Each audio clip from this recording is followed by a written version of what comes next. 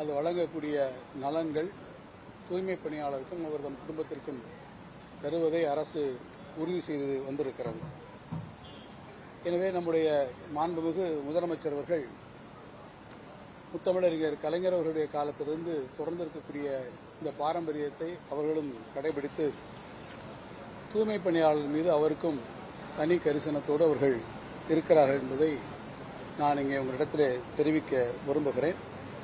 பொதுவாக தூய்மை பணியாளர்கள் மட்டுமின்றி அரசு ஊழியர்களுடைய நலனிலும் மாண்புமிகு முதலமைச்சருடைய அரசு பெருங்கருணை கொண்டதாகவே இருக்கிறது.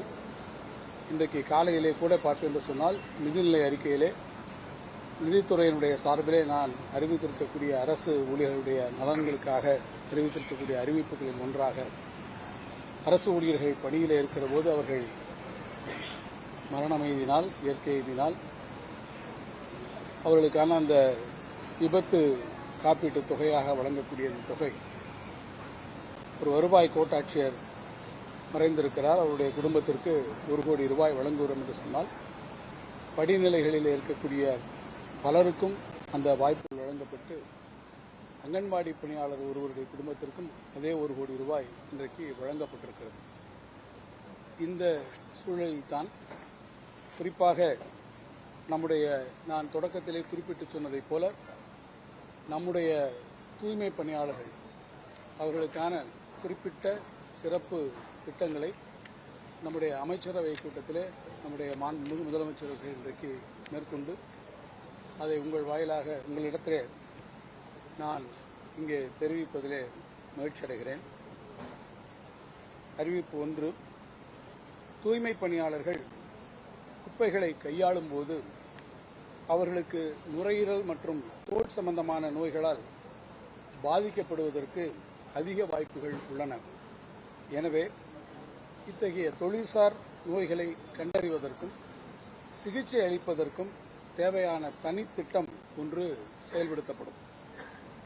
2வது அறிவிப்பு, தற்போது தூய்மை பணியாளர்கள் பணியின் போது இறக்க நேரிட்டால் அவர்களுக்கு தூய்மை பணியாளர் நல வாரியத்தின் மூலமாக நிதி உதவி வழங்கப்பட்டு வருகிறது.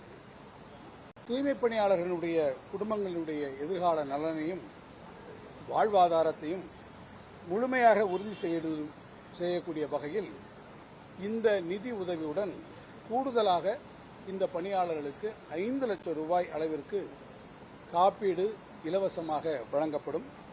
இதனால் பணியின் போது இறக்க நேரிடும் தூய்மை பணியாளரின் குடும்பத்திற்கு 10 லட்சம் ரூபாய் கிடைத்திட வழிவகை ஏற்படும்.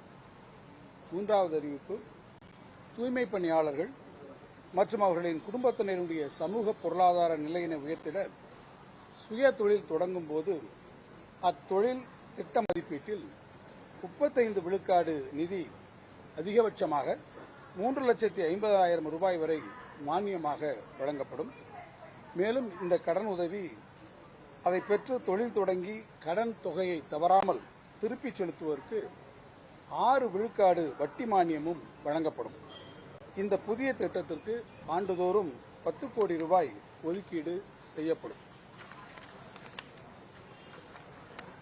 4வது அறிவிப்பு, தூய்மை பணியாளர்களுடைய குழந்தைகள் எந்த பள்ளியில் பயின்றாலும் அவர்களுக்கு உயர்கல்வி கட்டணச் சலுகை மட்டுமின்றி விடுதி கட்டணம், புத்தக கட்டணங்களுக்கான உதவித்தொகையை வழங்கிடும் வகையில் புதிய உயர்கல்வி உதவித்தொகை திட்டம் ஒன்று செயல்படுத்தப்படும்.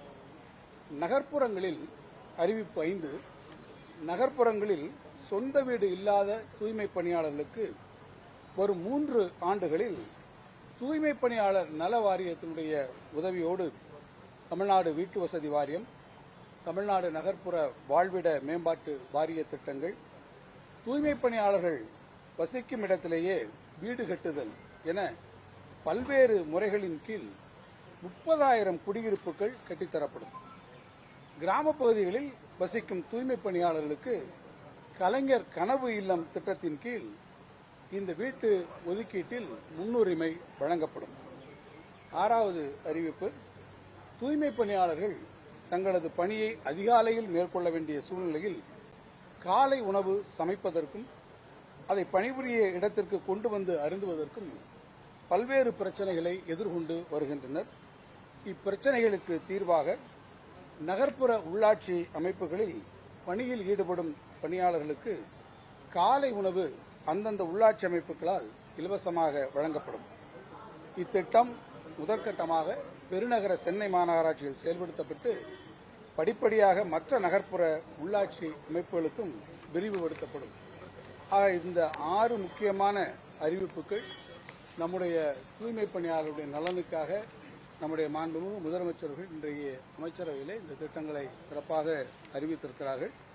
எனவே நான் அரசினுடைய சார்பிலே கேட்டுக்கொள்வது, தூய்மை பணியாளர்கள் உங்களுடைய உணர்வுகளை மதிக்கக்கூடிய முதலமைச்சராக உங்களுக்கான நலத்திட்டங்களை உருவாக்க வேண்டிய, அதை முன்னுரிமை அடிப்படையில் சிந்தித்துக் கொண்டிருக்கக்கூடிய, உங்கள் நலனுக்காக இந்த திட்டங்களை தந்து கொண்டிருக்கக்கூடிய முதலமைச்சராக இருக்கக்கூடிய நம்முடைய முதலமைச்சர் அறிவித்திருக்கக்கூடிய இந்த திட்டங்களுடைய பின்னணியில் நீங்கள் அரசு உங்கள் மீது கொண்டிருக்கக்கூடிய அக்கறையின் மனதிலே வைத்து பொதுமக்களுடைய நலனை கருதி, அதேபோல உங்களுடைய மற்ற கோரிக்கைகளெல்லாம் மனதிலே வைத்து நீங்கள் உங்களுடைய வேலை நிறுத்தத்தை விடுத்து பணிகளுக்கு திரும்பி அந்த பணிகளில் ஈடுபடுத்த வேண்டும் என்று நான் அரசின் சார்பாக மிகுந்த அன்போடு கேட்டுக்கொள்கிறேன்.